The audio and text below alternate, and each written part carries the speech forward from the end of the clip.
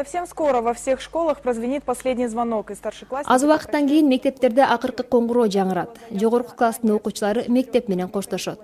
Мурда айтылгандай, январь айындагы 4 күндүк каникулдун эсебинен акыркы коңгуроо 29 майга жылдырылган. Бул майрамга бүтүрүүчүлөр жигердүү даярданууда. Бирок автоунаалар менен кыдыруу, кафе, ресторандарда майрамдоого тыюу салынган.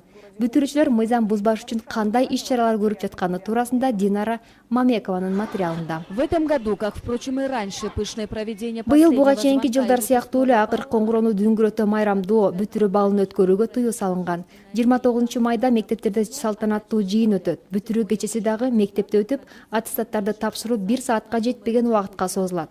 Ошон менен тарашат. Бүтүрүүчүлөр бул жаңылыкты ар кандай кабыл алышууда. Биздин эсибизде мурда бүтүрүүчүлөр бул майрамды аябай сонун белгилешчү, таңды тосучу. Биздин эсибизде түбөлүккө сакталып калыш үчүн биз да чоң майрам кылгыбыз келет. Эмнеге бизге тыюу салып жатышат? Мен мындай нормаларды туура деп эсептейм, анткени чоңдор биздин коопсуздугубуз туурасында ойлоп жатат. Экинчиден, бул чоң чыгымдарга алып келет. Ош шаардык билим берүү башкармалыгы мугалимдер жана ата-энелер менен сүйлөшүүлөрдү жүргүзүп жатышат.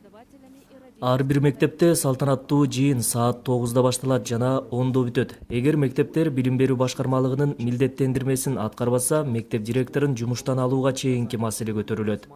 Мэрия биздин баарыбызды, ата-энелерди чогултуп, аларда бул буйрук туурасында укту. Ошондуктан биз тараптан тартип бузуулар болбойт деп үмүттөнөм.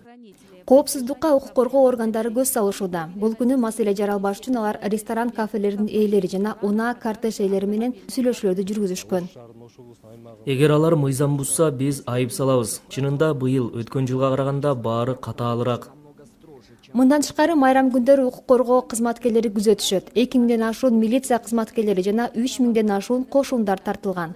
Аксакалдар кеңеши жана аялдар комитети дагы жардамга келмекчи.